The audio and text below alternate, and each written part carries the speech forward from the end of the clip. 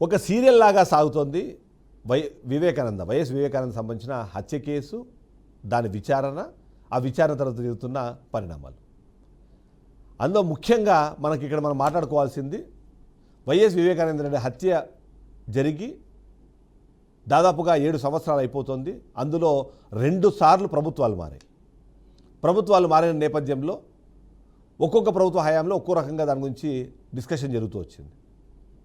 హత్య జరిగినప్పుడు ఉన్న టీడీపీ ప్రభుత్వము, ఆ తర్వాత వచ్చిన వైఎస్ జగన్మోహన్ రెడ్డి ప్రభుత్వము, ఇప్పుడు మరొకసారి కుటుంబ ప్రభుత్వం అధికారంలోకి వచ్చిన నేపథ్యంలో దాని గురించి అది సీరియల్ లాగా ఎప్పటికప్పుడు వెళ్తూనే ఉంది. సిట్ దర్యాప్తు చేసింది, సిబిఐ దర్యాప్తు చేసింది.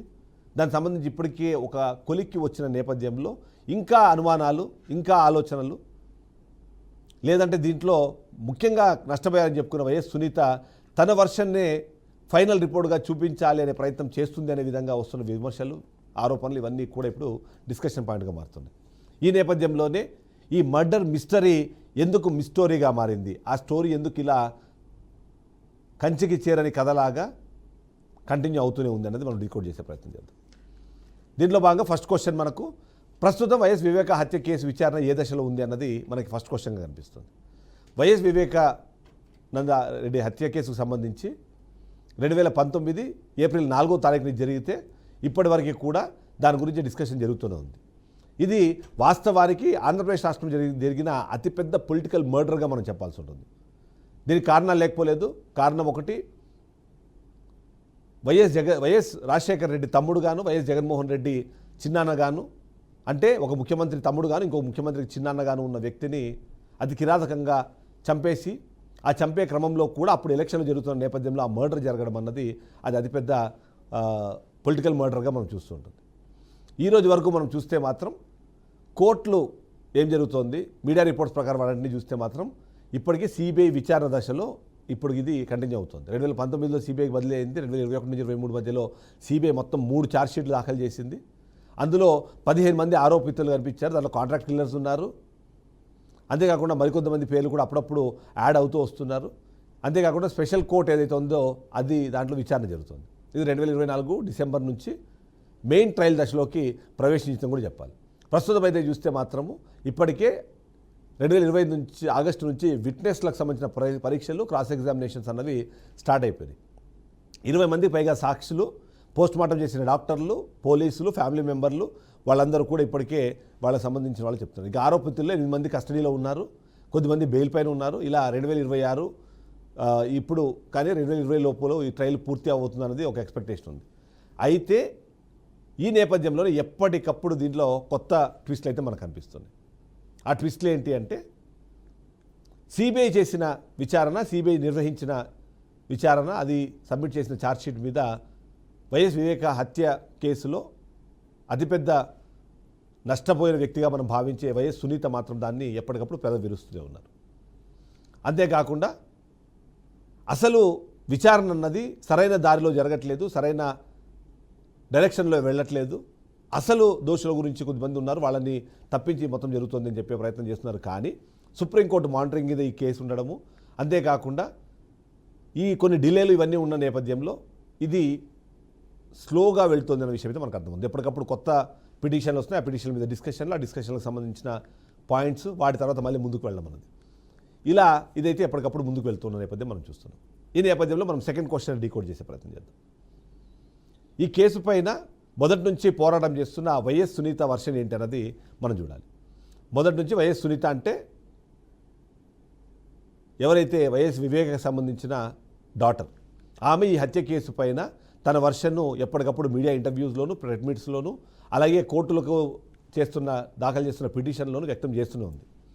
ఆమె వర్షన్ని మనం గమనిస్తే ఆమె చాలా క్లియర్గా ఇది రాజకీయ హత్య, కుటుంబ రాజకీయ వివాదాల కారణంగానే ఆయన హత్య జరిగింది.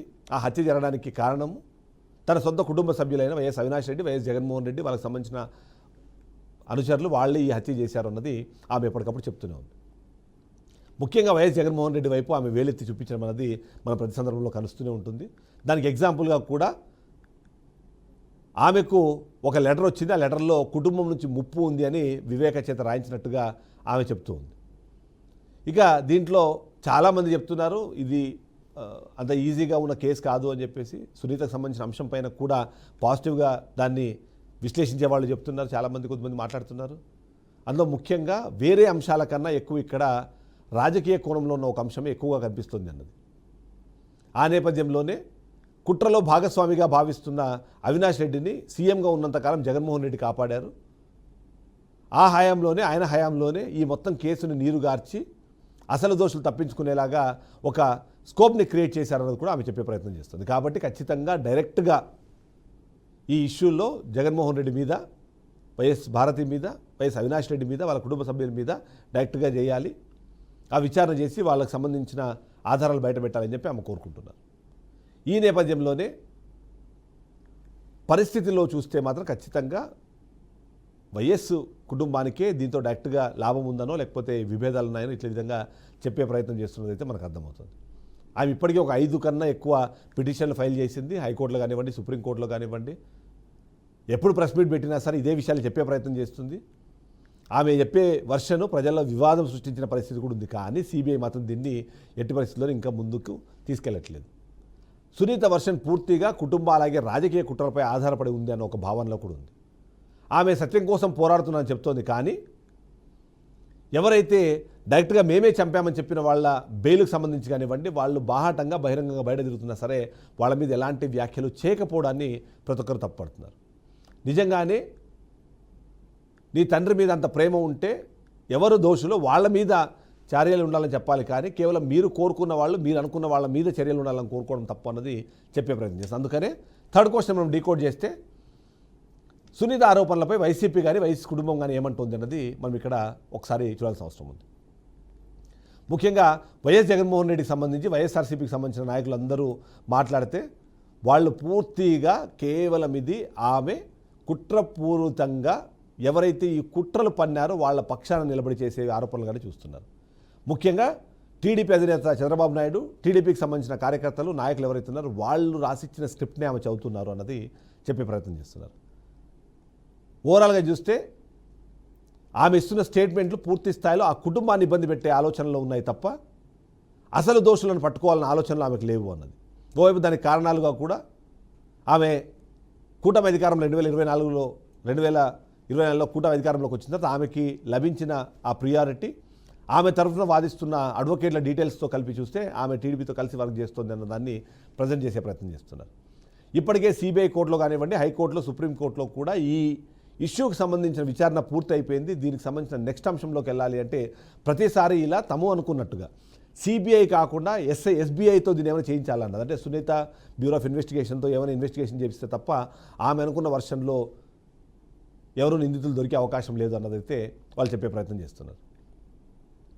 ఇక సునీత పూర్తి స్థాయిలో టీడీపీ అలాగే కాంగ్రెస్తో కలిసి కుట్ర చేస్తోంది అన్నది వాళ్ళు చేస్తున్న ఆరోపణ. అందులో భాగంగానే ఆమె చేస్తున్న ఆరోపణలు అవన్నీ కూడా జగన్మోహన్ రెడ్డిని, వైఎస్ఆర్సీపీని రాజకీయంగా ఇబ్బంది పెట్టేందుకు జరుగుతున్న ప్రయత్నంగా చెప్తున్నారు. 2024 ఎన్నికల కన్నా ముందు వారానికిలో ఒక్కసారి కనీసం ఆమె ప్రెస్ మీట్ పెట్టి ఈ అంశం గురించి మాట్లాడేది. 24లో అధికారంలోకి వచ్చినారు. కూటమి ప్రభుత్వంలో ఇప్పటిదాకా కూడా ఒక్కసారి కూడా అంటే ఏదో సందర్భం తప్ప మిగిలిన సందర్భాల్లో దీని గురించి పెద్దగా మాట్లాడలేదంటే ఇదే ఎగ్జాంపుల్ అని కూడా చెప్పే ప్రయత్నం చేస్తున్నారు. ఇక సత్యం గెలవాలని ఆమె కోరుకుంటుంది. నిజంగానే విచారణ పూర్తయితే సత్యం ఏదో తెలుస్తుంది అని కూడా వైసీపీ నాయకులు చెప్తున్న పరిస్థితి మనకు కనిపిస్తుంది. వైసీపీ చెప్తున్న దాని ప్రకారం ఇప్పటిదాకా 20 కన్నా ఎక్కువనే ప్రెస్ రిలీజులు జారీ చేసింది 2024 వరకు.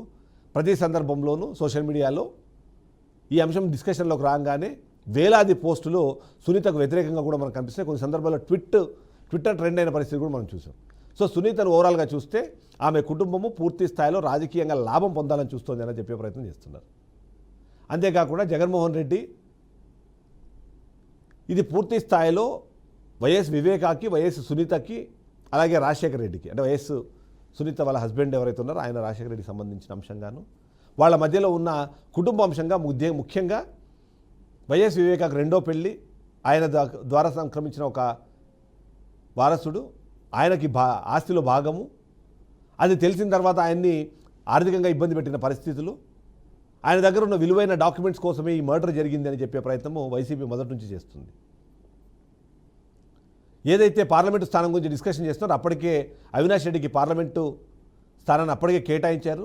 కాబట్టి ఇప్పుడు కొత్తగా ఆ ఇష్యూతో చంపడం ఎందుకు అలాంటి అవకాశం ఉందన్నది. కానీ సాక్షికి సంబంధించి ఏదైతే వైఎస్ జగన్మోహన్ రెడ్డి కుటుంబానికి సంబంధించిన ఒక పత్రిక కానివ్వండి, టీవీ కానివ్వండి, మొదట్లో దాన్ని గుండెపోటు అని చెప్పే ప్రయత్నం చేయడము, అక్కడ ఉన్న ఆధారాలను సంబంధించి వాళ్ళు కవరప్ చేసే ప్రయత్నం చేశారన్నము, అవన్నీ కూడా కాస్త అనుమానాన్ని క్రియేట్ చేసిన ఫైనల్గా ఏంది అని చూస్తే మాత్రం దాని ద్వారా లాభం పొందేవాళ్ళు పూర్తి స్థాయిలో వైఎస్ సునీత అలాగే వాళ్ళ కుటుంబ సభ్యులే అనేది చెప్పే ప్రయత్నం చేస్తున్నారు.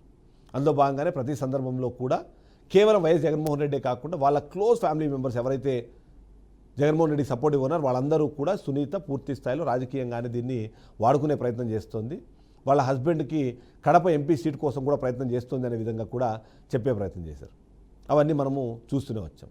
ఫైనల్గా చూస్తే మాత్రం ఏదైనా ఒక మర్డర్ జరిగింది అంటే ఆ మర్డర్లో మోటివ్ ఏంటి, ఫైనల్గా దాని ద్వారా లాభం పొందే వ్యక్తులు ఎవరు అన్న విషయం పైననే ఎక్కువ ఇన్వెస్టిగేషన్ జరుగుతుంది. ఆ నేపథ్యంలో చూస్తే మాత్రం వైఎస్ సునీత కుటుంబానికి దీని ద్వారా లాభం పొందే అవకాశం ఉంది అన్నది వైసీపీ ప్రజెంట్ చేస్తుంది, దాన్నే ప్రమోట్ చేస్తుంది.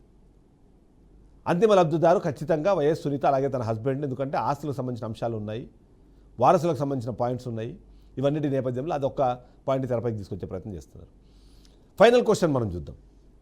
అసలు సునీత వేస్తున్న ఈ పిటిషన్లు, కోర్టుల నుంచి వస్తున్న స్పందనలు, వీటన్నిటి చూసిన ప్రజల స్పందన ఏంటనేది కూడా ఒకసారి మనం డిస్కస్ చేయాల్సిన అవసరం ఉంది.